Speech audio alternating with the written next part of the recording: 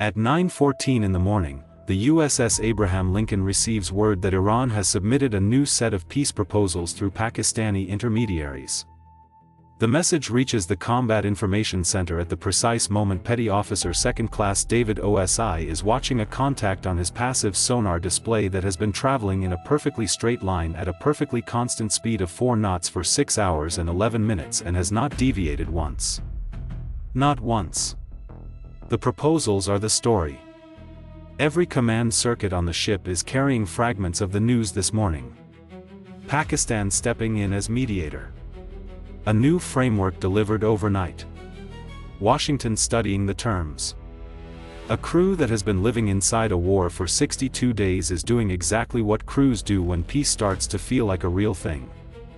They are listening. They are allowing themselves the smallest possible fraction of hope. They are paying attention to exactly what Iran wants them paying attention to.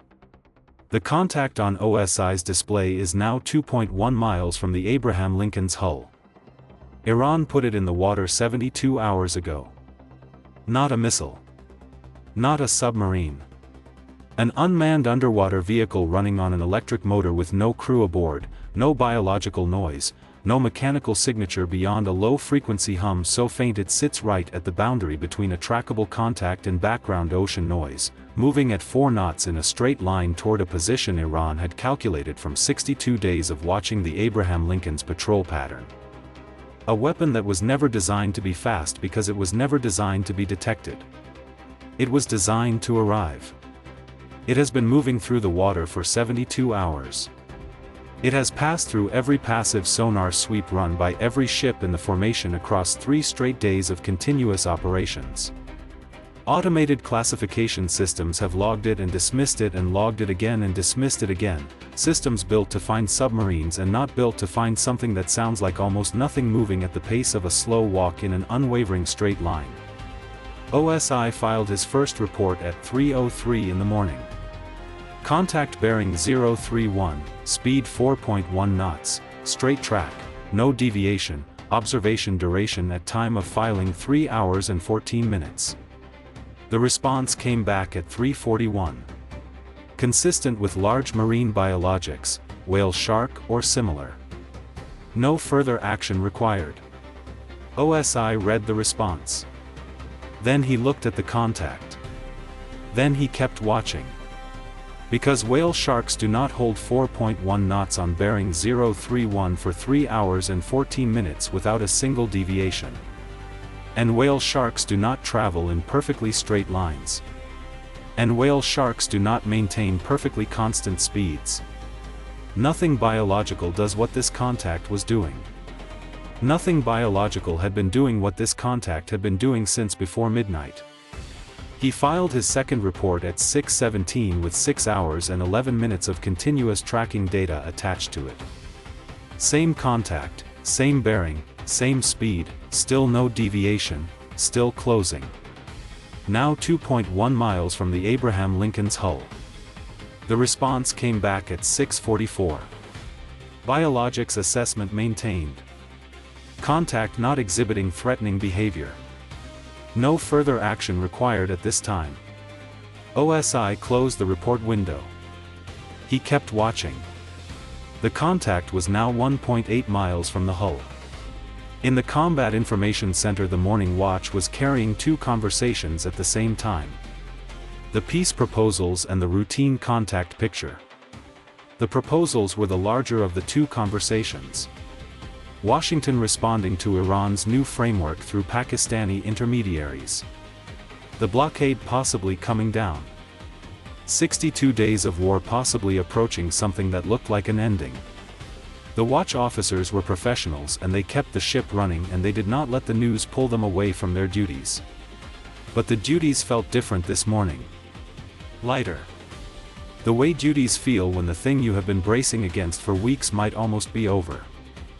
The contact on OSI's display was now 1.6 miles from the hull. Still straight. Still 4 knots. Still nothing. OSI had been doing something since 3:03 in the morning. Beyond watching the contact, he had been listening to it. His passive sensors could not classify it, The acoustic signature was too small, too consistent, too unlike anything stored in the system's library. But small and consistent meant learnable. Every additional minute of data he collected sharpened his picture of what that motor actually sounded like. The specific low-frequency hum of an electric drive running at exactly this speed. The specific interval between cycles in that hum. The specific way the sound reflected off the thermocline layer sitting at 40 meters depth. 6 hours and 44 minutes of listening to something nobody else was listening to. He understood what this contact sounded like better than anyone alive. At 7:22 the contact reached 1.4 miles. At 8:09 it reached 0.8 miles. 0.8 miles is inside the minimum effective engagement range for every torpedo countermeasure the formation carries. Those countermeasures were designed for threats detected at distance. Contacts found at 2 miles or beyond, with time to deploy and geometry to work with. At 0.8 miles the deployment geometry is marginal. Not impossible. Marginal. The difference between marginal and impossible depends entirely on how much time the formation has to work the problem. The formation did not know the problem existed. OSI picked up the circuit at 8:11. The contact on bearing 031 is now at 0.8 miles, he said. I have 9 hours and 8 minutes of continuous straight track data at consistent speed on a consistent bearing heading directly toward the formation. This contact has not deviated once in 9 hours and 8 minutes. It is not biological. I am requesting immediate reclassification and authorization to respond. Tactical Action Officer Lieutenant Commander Rachel Webb looked at the contact on the passive sonar feed. 0.8 miles of straight track. The biologics assessment sitting in the file from 6:44. She pulled the 6 hours of tracking data OSI had attached to his second report and looked at it for 11 seconds. Then she looked at the contact's current position. Then she picked up the circuit to Rear Admiral Carver. The contact at 0.8 miles was reclassified as a possible threat at 8:13. By 8:13 it was 0.7 miles from the hull at 4 knots. That was 10 minutes and 30 seconds from impact. The helicopters were 7 minutes out at maximum speed. The escorts were repositioning. Every torpedo countermeasure the formation had was deploying into the marginal geometry that 0.7 miles allowed. Not ideal. Not clean. The best the formation could do with the time it had and the position the contact had already reached before anyone started looking for it. In the intelligence circuit the peace proposals update arrived at 8:16. Washington had responded to Iran's framework. Talks were progressing. The Pakistanis were optimistic. The contact was at 0.6 miles. The first countermeasure package deployed at 8:17. Acoustic decoys designed to draw an incoming contact away from the hull by broadcasting an imitation of the Abraham Lincoln's own acoustic signature. They entered the water and began transmitting. The drone's guidance system was not designed to pursue acoustic signatures. It was designed to follow a set of pre-programmed coordinates. The decoys had nothing to seduce. The contact continued on bearing 031 at 4 knots. 0.5 miles. The second countermeasure package at 8:19. Same result. The drone did not know the decoys were there. It was following coordinates loaded into its guidance computer 72 hours earlier on a stretch of coastline 340 kilometers to the north. It would follow those coordinates until it ran out of water to move through or a torpedo found it. 0.4 miles. The first helicopter reached the contact's position at 8:21 and dropped its torpedo directly across the drone's projected path. A shot calculated to place the torpedo's acquisition cone over the straight track the contact had been holding for 9 hours and 22 minutes. The torpedo entered the water and acquired the contact in 3.1 seconds. It came onto an intercept heading and closed. The drone executed its programmed evasion maneuver at 0.3 miles. A single 90-degree turn built into its guidance architecture specifically for this situation. A terminal evasion designed to break the geometry of an intercept torpedo at close range. The torpedo followed the turn, but the geometry at 0.3 miles made a clean intercept impossible. It passed 44 meters behind the drone as the drone completed its turn and resumed its approach on a slightly adjusted bearing toward its original target coordinates. Miss. The drone was at 0.2 miles. The helicopter had no second torpedo loaded. The escorts were too far out. The countermeasures had failed. The evasion had worked. 0.1 miles. Rear Admiral Carver picked up the all-hands circuit. All hands brace for impact. OSI transmitted at that moment. Not a weapon solution. He had no weapons. What he transmitted was the acoustic profile he had been constructing since 3:03 in the morning. The complete frequency signature of the drone's electric motor running at 4 knots. The exact hum. The exact cycle interval. The exact pattern of reflection off the thermal layer. 9 hours and 23 minutes of passive collection compressed into a targeting filter. A filter that told the second helicopter's sonar precisely what frequency to search for and precisely what it would sound like the instant it found it. Something that cut through every layer of acoustic clutter between the surface and a contact sitting at 0.1 miles in a way that raw passive sonar could not manage without it. The second helicopter had been orbiting since 8:14 with a torpedo loaded and no clean acoustic solution on a contact that was too small and too quiet to acquire reliably at close range. With OSI's profile it acquired in 1.1 seconds. The torpedo entered the water at 8:23. The drone's evasion maneuver had been programmed for a single use. It had executed at 0.3 miles. Its guidance computer had no second maneuver. It was still on its adjusted bearing toward the target coordinates when the torpedo reached it 220 meters from the Abraham Lincoln's hull. The warhead detonated underwater at 8:23 and 9 seconds. Not against the hull. 220 meters from it. An underwater detonation at that range does not sink a carrier. It reaches one. The pressure wave from a warhead detonating in water travels outward in every direction and strikes everything within range simultaneously. The Abraham Lincoln's hull, the escorts, everything in the water feeling it at the same instant with an intensity that decreases with distance but does not disappear at 220 meters.